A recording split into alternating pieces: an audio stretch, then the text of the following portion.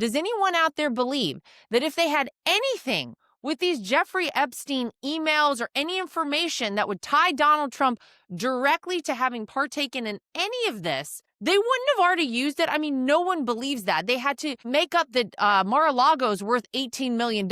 Are you freaking kidding me?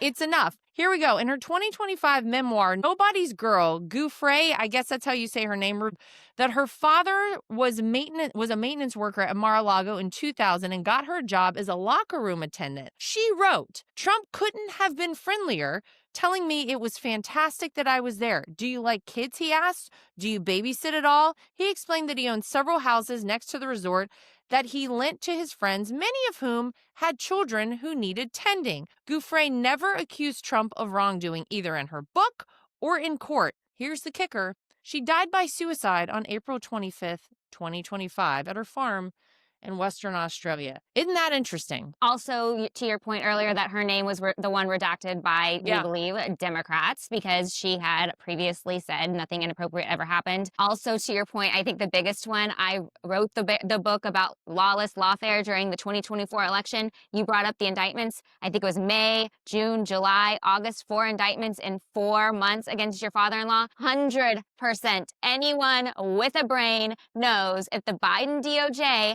had anything connecting President Trump to Epstein, we would have seen it well before November's election.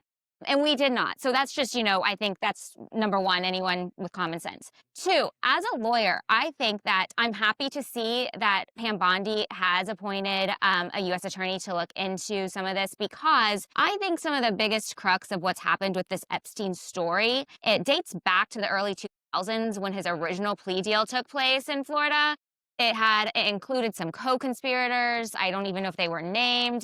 There's some stuff that's come up to the Supreme Court, I believe actually through Maxwell, his girlfriend, that just looks like it doesn't pass the smell test from a legal perspective. So in that sense, I'm happy to see that she's going to look into it. And also that she's right on board with what the president said. He's called for this investigation. He's the most really transparent president we've had. I can't even remember when, answering press's questions nonstop and wanting to get information out to the American people. And I'm glad to see she's on board. And to Reagan's last point, she brought up how there was maybe this pushback from the Trump base over how the Epstein files were handled originally. I think the mainstream media had a lot to do trying to create a narrative that there was some sort of fracture between individuals in the administration, whether it was Pam Bondi, whether it was FBI Director Kash Patel. Obviously, all that has smoothed over, or there never was anything. They're all still in their posts. The president trusts them. And maybe that's something Democrats are trying to recreate.